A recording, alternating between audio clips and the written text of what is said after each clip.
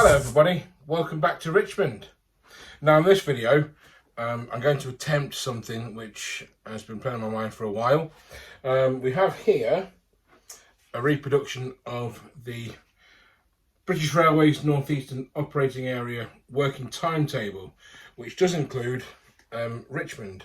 So if you just bear with me and we'll find the Richmond branch in this timetable booklet. It is there somewhere. So here we have weekdays, and Richmond is there, and train from Richmond to Darlington. So what we're going to do is, I was going to try and use this to make a bit of a working timetable, but I think I'm going to have a go at devising some kind of operating sequence myself. Just based on the amount of trains I have in the fiddle yard over there, and have them out running to the station in some kind of order, do a bit of shunting around, running the loco around the train, either shunting the train into one of the platforms or into the sidings, and then run them back into the fiddle yard. So if we just show you the fiddle yard, and we'll explain which trains are going where and which order that they may run out in. So first train of the day is DMU, early morning service from Darlington. I should draw all the way into the station and then come to a stop in the train shed there.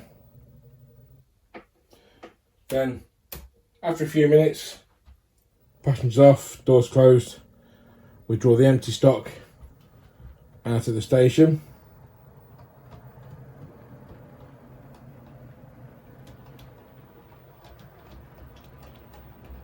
And then, so we'll shunt the DMU back into the passenger dock, or platform 2 as it's known.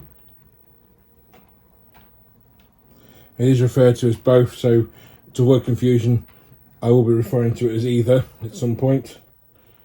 Its official designation was the passenger dock, but on the station signage it was known as platform 2. So that's the first train of the day in the DMU. So then we run through the next one in the sequence, which will be,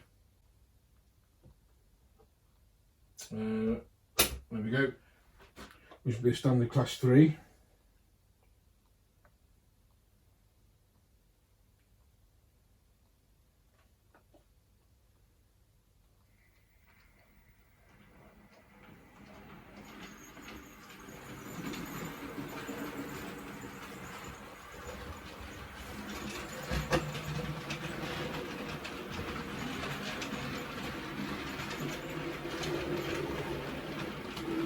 So the next train in is the standard class 3 on the first of the non-corridor sets, or suburban sets. So that's formed of 3 Gresley non-corridor coaches and a Gresley 4-wheel pigeon brake.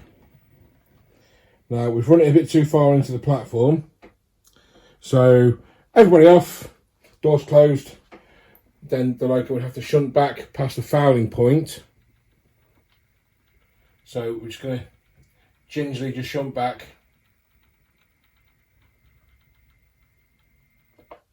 to there, and to mark the fouling point I need to place something on the platform. So for the purpose of this video, we're going to use this Pico switch, which will mark the fouling point. At some point I will put either a lamp post or a person or a bench or something there, just so we can see, you know, what's what, where to uncouple. Now at the minute, in the absence of uncoupling magnets, which I haven't yet fitted, we have to use the hand of God. All my passenger trains are now fitted with KD couplings at either end. So we now shunt the loco off the end of the train, just into the train shed, and stop. Now let me just move the camera around a little bit so I can reach. Sorry, I do apologise. So let's just reach over, change these points, So now the standard 3 will run around the train, and this is a prototypical movement. So the loco run around crossovers in the right place, and because it's a short train we can just shunt the loco past the station entrance crossover, the main to main crossover, and then we will first change these points back, otherwise we'll get derailment. When the control panel is installed we'll be able to do this remotely and you won't see my hand. So we're just going to shunt, put the loco back on top of the front of the train. So then we're just going to push the train back just a little way into the station, so we cleared the points there. So now what we'll do is standard 3 will leave, taking its train back into the fill yard. Just worth noting at this point that my KD couplings aren't all completely set up properly. Some of the locos need the trip pins height setting, as do some of the coaches. For the most part though, they're on and working. Next was the V3. So we'll try and stop that at the fouling point, which is that switch.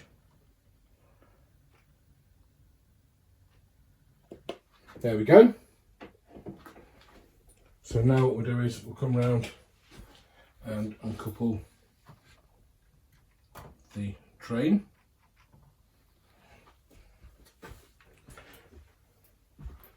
And then, like I say,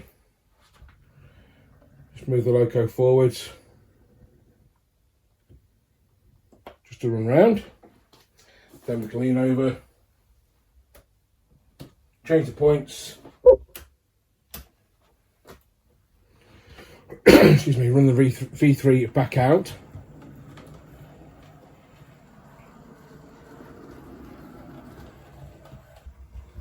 So I hope you get the hang of this now, because I'm starting to get the hang of it.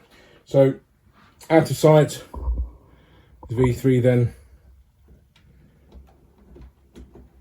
shunts back onto its train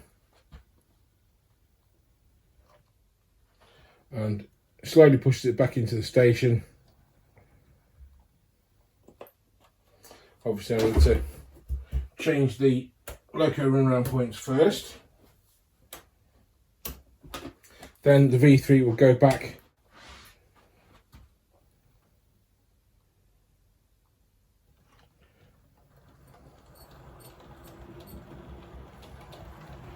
and then the next one will come out in a few minutes.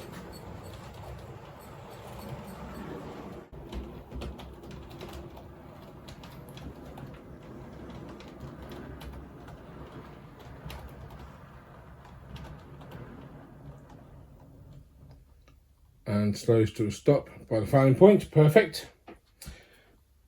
Now at this point the DMU will return to Darlington, thus freeing up the passenger dock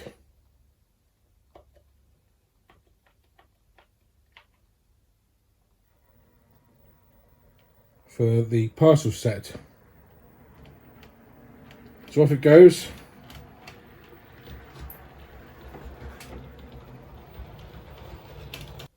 So here we are with the K3 in the station. So if I just lean over and uncouple it with the handle guard. That's right. This K3 is a lovely loco. I bought it from Tony Wright. So that's in the train shed, past the points. We change the points.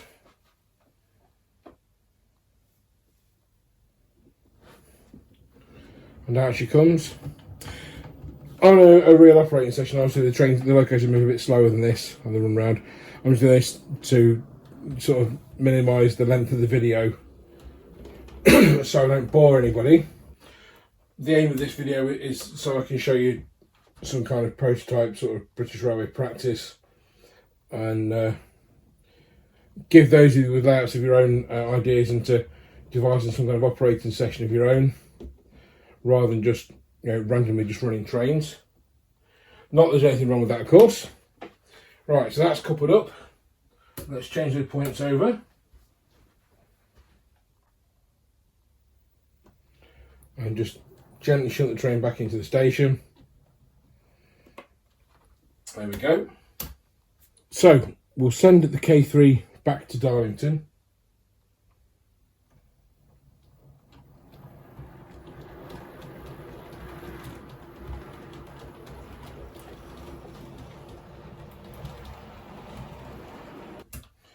And next up is my beautiful Hornby K1, which is almost pride of the fleet, I suppose. It's a beautiful loco, it's a lovely runner. And this is bringing in the Parcels train.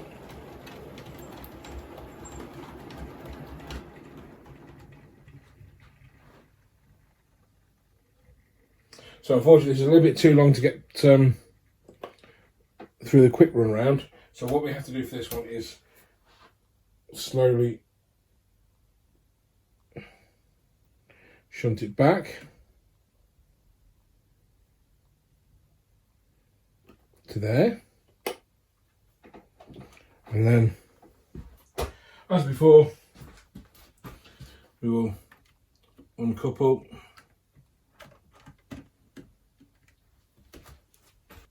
send the loco into the train shed, past the points.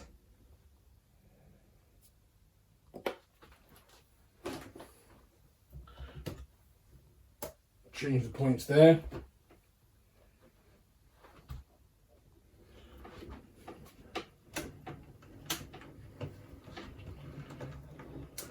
When the control panel is up and running, I'm intending to, as part of the control panel build, I'm intending to make another diode matrix for route setting, just to aid the loco run round and the train entry and exit procedure, just to make it a little bit easier rather than pressing endless series of buttons to set a route up. Shunting will be a little bit different because obviously I need to press various switches to set routes up for the goods yard, and so if we just change these points back, and we can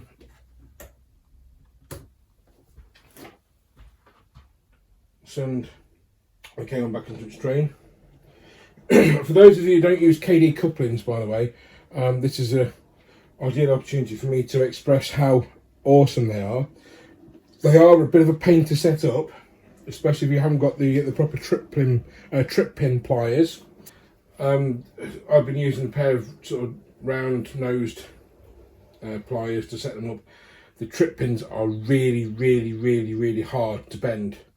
The trip pin pliers have got like a concave piece to them, which makes it easy to bend the trip pins. I need to buy a set of trip pin pliers so I can set the coupling heights properly, or the trip pin heights rather. I'm starting to get the hang of it. Nearly all of my coaches, like I say, are fitted with KDs already, so that's not much of an issue, but I am planning to fit them to all of my wagons, so that the wagons can be split and remarched and reformed at will. So the K1 is on its train now. So the K1 will now shunt the Parcels train out of platform 1. You know, the Parcels train has a horse box on the end. I've just marshalled one of my 3 horse boxes into the train just as a representation of what would have actually happened at Darlington. The horse boxes were frequently attached to and removed from other service trains, and there were a number of racehorse owners in the Richmond area. K1 will now shunt Parcels train back in. This Parcels train has the 2 rear vehicles, the CCTs, have KDs on either end. The next vehicle, as you'll see in a second, is a Grizzly full brake, which has a KD at one end and then a hunt coupling at the other. That's coupled to a Bachmann Mark 1 BG.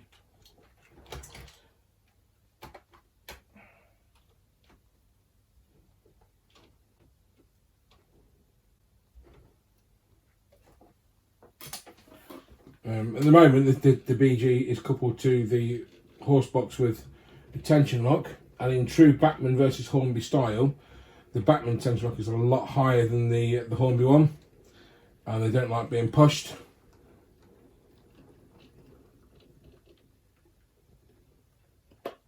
K1 is in the dock, and the next logo to come in will be the V2 on the troop train.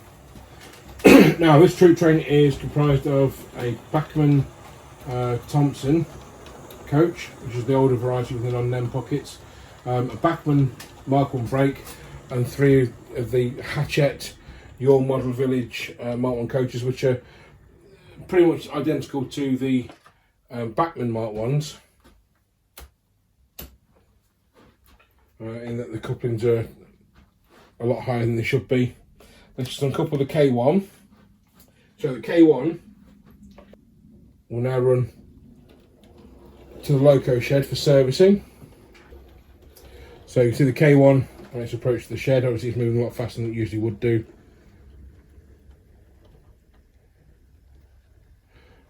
So it's going to go on shed. There's J72 already in the shed.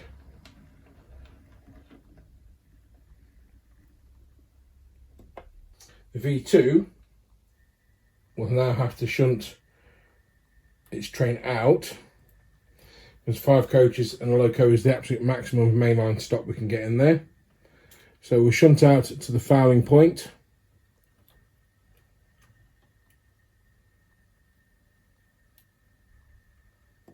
Just there. Now, I did mention earlier that all my passenger stock has KDs fitted. This train is the exception, because the KDs will sit too high for the magnets to actuate them with the Hachette and Bachmann coaches.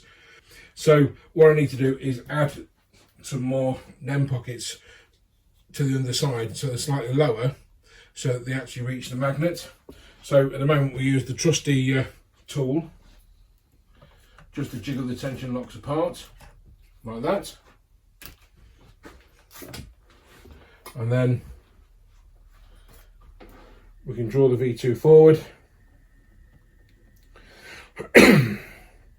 Now on the real Richmond, the troop trains would have been a lot longer, because the platforms of Richmond were quite long and would have been able to hold a 10 coach train with ease. Unfortunately I can't do that because of space considerations. If I wanted a 10 coach train, the layout wouldn't fit in the garage, which is a shame, but as a compromise we can fit 5 coaches in. Before I extend the layout I can only fit 3 coaches in the platform, so this is a lot better than it was. And 5 coaches, I think you'll agree, looks a lot better than sort of 2 or 3 coaches on a mainline train. Not as good, not as impressive as 10, I know, but I haven't got the room for that. So we'll just change these points over, and the V2 will just couple up to its train, and then it'll push the whole ensemble back into the station. Like I say again, shunting is a lot faster in this video than it would be was I operating the layout properly. DCC actually does help no end with slow speed running. The amount of control is unbelievable compared to DC. Right, so the V2's in the station. So now the V2 will leave back to whence it came.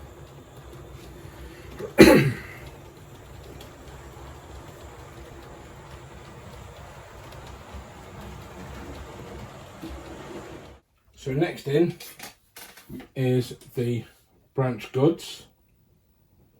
Today ably handled by Class L1. It's not a very good run of this L1, unfortunately. It will be once I fitted a stay alive to it. So pickup goods will stop there. We'll move a little bit further forward. Okay, so we'll now uncouple and then run the loco forwards, if it will. Very unreliable loco, this Hornby L1.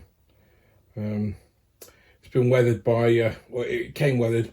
It's been weathered by the previous owner, who hasn't looked after it. I've had no end of trouble with it. Mazak rot in the bogie and the pony truck.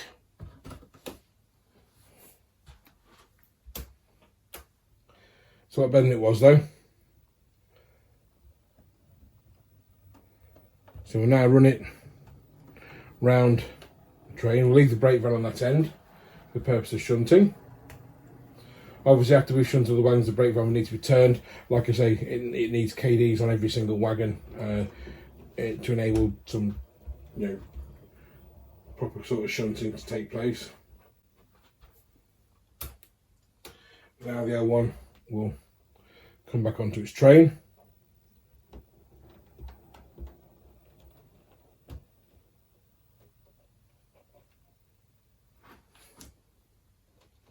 There we go. So let's just remember to change these points back.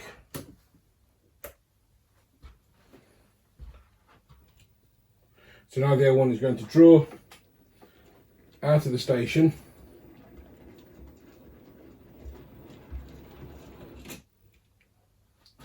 Like I say, it would benefit from a stay alive because I've got some dead spots on the track.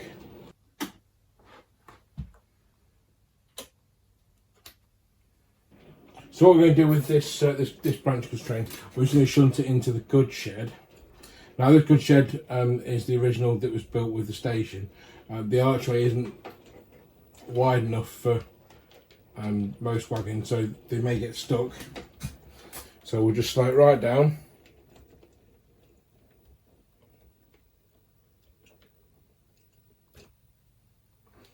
And like I say, and that'll stick as well. So we'll just leave it like that for now. We'll remove the brake van, and what we'll do is we'll send the L1 back. We're not going to show the shunting because the goods yard isn't complete, and obviously the stickiness with the goods shed arch. So what we intend to do is the L1 will attach itself to the parcels train.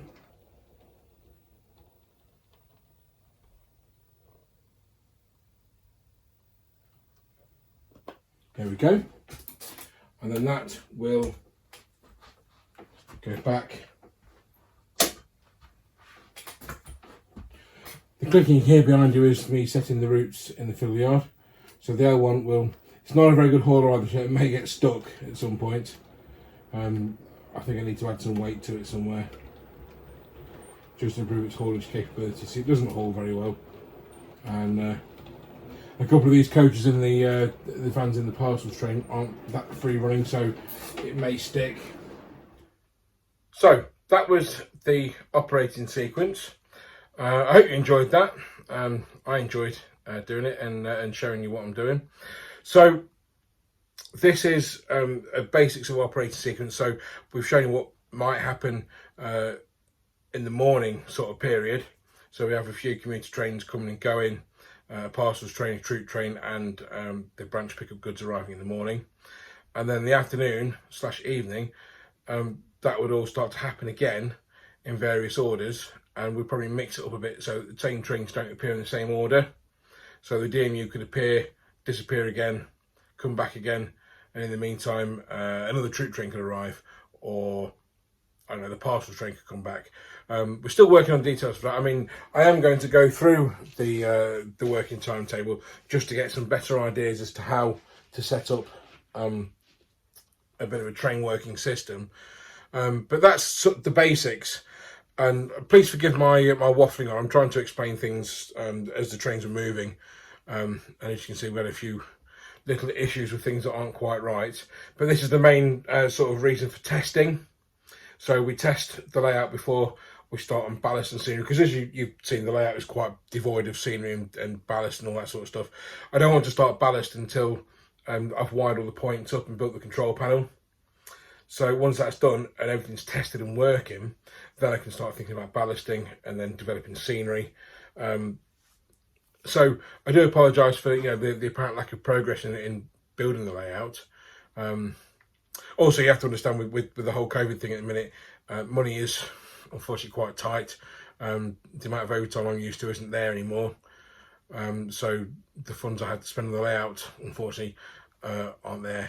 So I wanted to make do with what I can. And when I get time to work on the layout, it's usually in the evening, like it is tonight, after my son's in bed. I only get a few hours before I've got to go to bed to get ready for work in the morning.